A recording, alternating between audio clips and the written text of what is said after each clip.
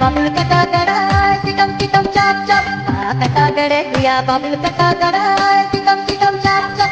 और गुया हिचकेला सारी उड़ेला, और गुया हिचकेला को पाकिलेला, और गुया हिचकेला सारी उड़ेला, और गुया हिचकेला को पाकिलेला. अंगूठी करके गालेले मुके अपन बनाइले गोइना, tikam tikam chop chop. अच्छा अंगूठी करके गालेले मुके अपन बनाइले गोइना, tikam tikam chop chop. और गुया बनाइले दुमेलेला, गुया गुया करके दिया मंगेला. और गुया बनाइले दुमेलेला, गुया गुया करके दिया मंगेला.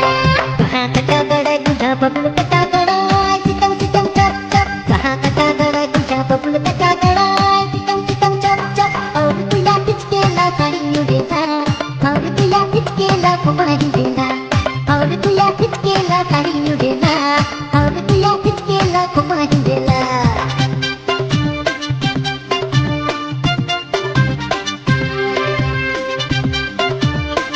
डीजे आनंदो बाबू और एसपी प्रेम पागल कुश्ती कोमलपुर पश्चिम पाड़ा से.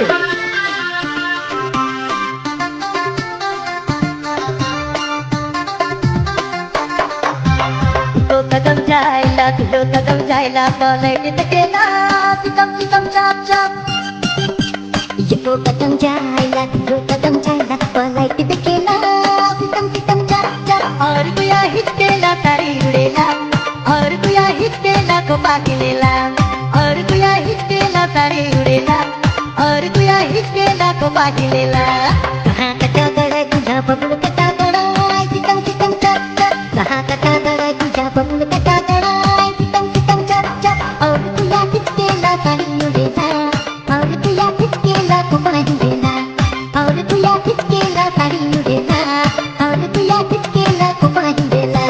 समझ ले सारे. डीजे आनंदो बाबू और एसपी प्रेम पागल कुश्ती कोमलपुर पश्चिम पाड़ा से.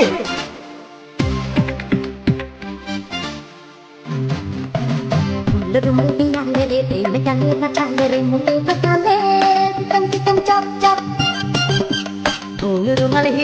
प्रेम जाले बजाले रे मुके Phatale, tikam tikam chop chop. और गुया हिचकेला सारी उड़ेला, और गुया हिचकेला को बांधेला, और गुया हिचकेला सारी उड़ेला, और गुया हिचकेला को बांधेला.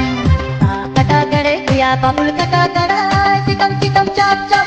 कटा गड़े गुया बबुल कटा गड़ा, tikam tikam chop chop. और गुया हिचकेला सारी उड़ेला, और गुया हिचकेला को पाकिलेला, और गुया हिचकेला सारी उड़ेला, और गुया हिचकेला को पाकिलेला. डीजे आनंदो बाबू और एसपी प्रेम पागल कुश्ती कोमलपुर पश्चिम पाड़ा से.